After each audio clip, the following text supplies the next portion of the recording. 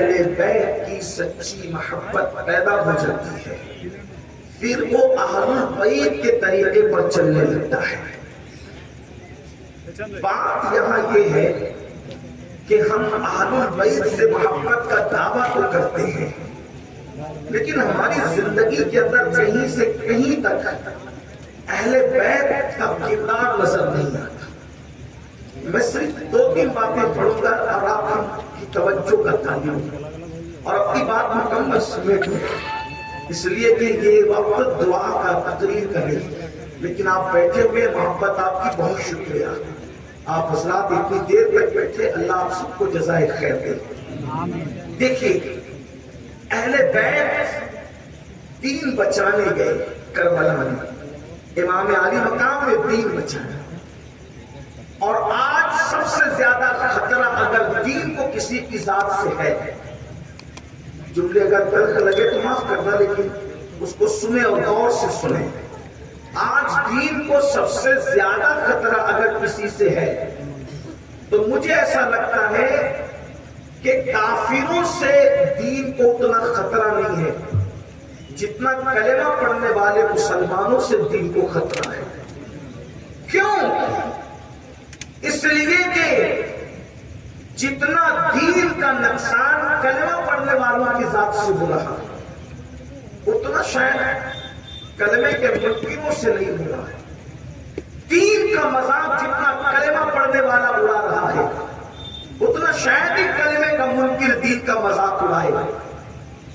دین کا منکر کلمے کا یا دین کا مذاق اڑائے تو ہم اس کے خلاف احتجاجی ریلیاں نکالتے، میمورنڈم دیتے، سب کرتے، لیکن جب کلمہ پڑھنے والا خود دین کا مذاق اڑائے تو اس پر احتجاجی ریلیاں کون نکالے؟ اس پر کون جو وہ احتجاج کرے گا؟ آپ کہیں گے ہم نے کیا کیا؟ میں پوچھنا چاہتا ہوں کہ اہل بیت کے نزدیک دین کی اہمیت کتنی ہے؟ کتنی دین کی اہمیت ہے؟ اور ہمارے نزدیک دین کی اہمیت کتنی ہے؟ اس کا ہم تقابل کریں۔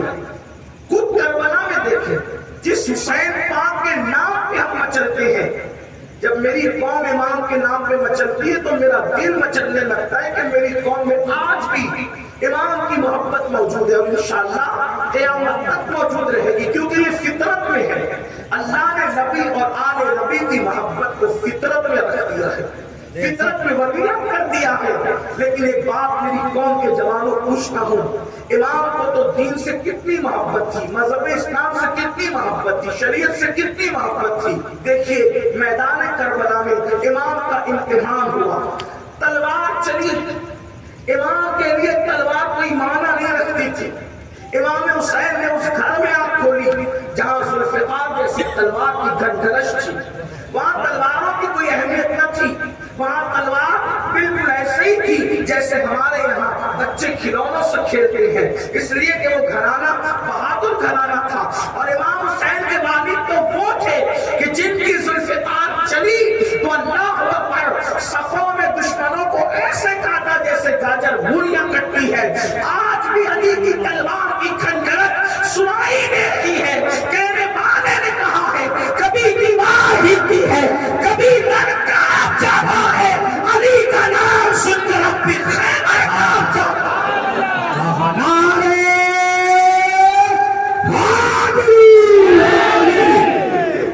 شاہ مردان، شیر یزدان، قوت پروردگار، لا فتح الا علی، لا سیف الا ذوالفقار۔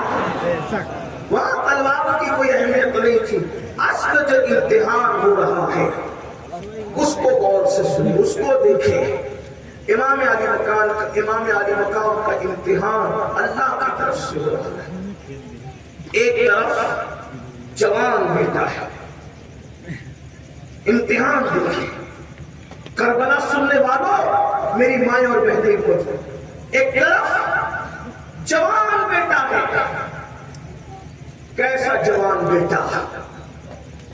آپ کا بیٹا، ہمارا بیٹا، اور دنیا کے مشرق و مغرب میں رہنے والوں کا سب کا بیٹا۔ میں چیلنج سے جلدی بات نہیں کرتا، لیکن یہ بات میں چیلنج سے کر رہا ہوں۔ جاؤ، چراغ لے کر نہیں، सूरज लेकर अगर ढूंढ सकते हो तो ढूंढ लो। आज की तारीख में किसी के घर में इतना खूबसूरत बेटा नहीं होगा जितना खूबसूरत बेटा इमाम हुसैन के घर में मौजूद था। क्यों? इसलिए कि किसी का बेटा दादा के हम शक्ल होता है, किसी का बेटा नाना के हम शक्ल होता है, किसी का बेटा माँ और बाप के हम शक्ल होता है। इमाम हुसैन का शहजादा, मेरा मुर्शिद शहजादा अली अकबर तो अपने नबी मोहम्मद रसूलुल्लाह की तस्वीर थे, हुजूर के हम शक्ल थे। सोचो कितना खूबसूरत शहजादा होगा इमाम हुसैन का, जो रसूलुल्लाह की तस्वीर थे, जो हुजूर के हम शबी थे, जो हुजूर अलैहिस्सलाम के हम शक्ल थे। लेकिन मेरी कौम के जवानों, थोड़ा ठहरना, थोड़ा सोचना, थोड़ा रुकना। मैं कोई रस्मी गुफ्तगू करने की बजाय आपके ज़हन और दिमाग को कुछ खोलने की सआदत हासिल करना चाहता हूँ। हालांकि कोई नई बात नहीं कर पाऊंगा, कोई नई बात कर भी नहीं सकते, क्योंकि करबला में जो हुआ वही पेश करना है। लेकिन आपकी तवज्जो का तालिब हो, अगर आपने सुन लिया तो आपका बड़ा एहसान, गौर कर लिया तो मजीद एहसान, अमल कर लिया तो उससे बढ़कर एहसान। लेकिन सुनो सुनो ऐ मेरी कौम के जवानों, इमाम के नाम पर, अली के मुर्तजा के नाम पर, सैयदाए कायनात के नाम पर, नबी के नाम पे अपना सब कुछ कुर्बान करने की बात करने वालों,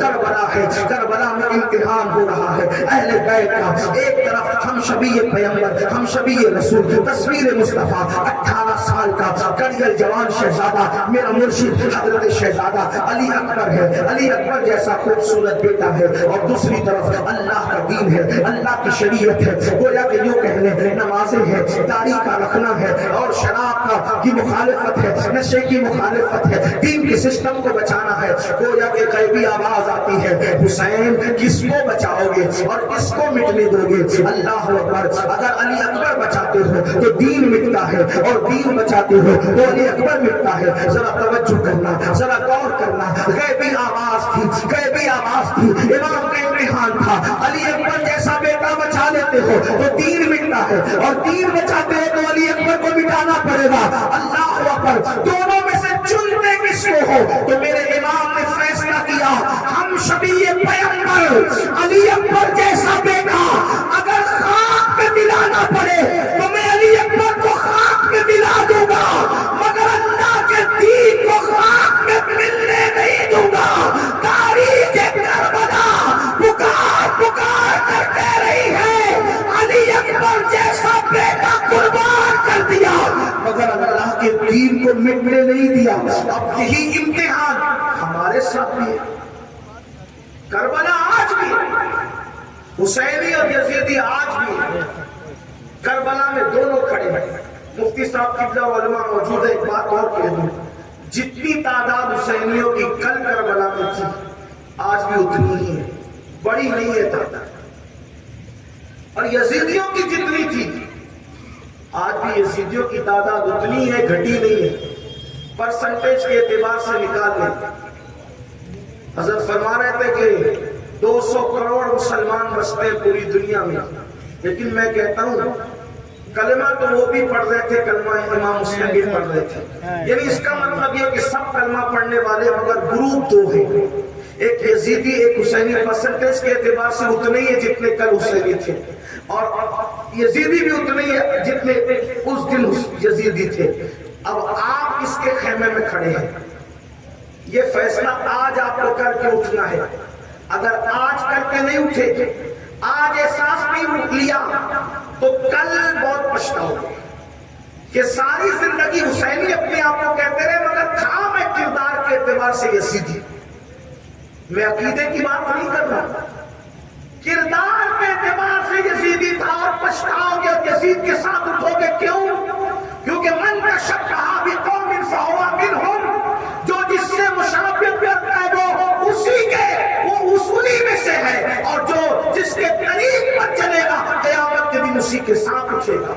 सुन लो और अच्छी तरह सुन लो, नारे कड़े और रसूमात का नाम हुसैनियत नहीं, कपड़ों के कलर का नाम हुसैनियत नहीं, हुसैनियत किरदार का नाम है, हुसैनियत अमल का नाम है, हुसैनियत जोड़े मुसलसल का नाम है, हुसैनियत का रंग वो रंग है जिस पे चढ़ जाता है उस पे नजर आता है। दूसरों के देखा देखी सिर्फ कड़ों पर, नाड़ों पर और कपड़ों पर नजर मत डालो।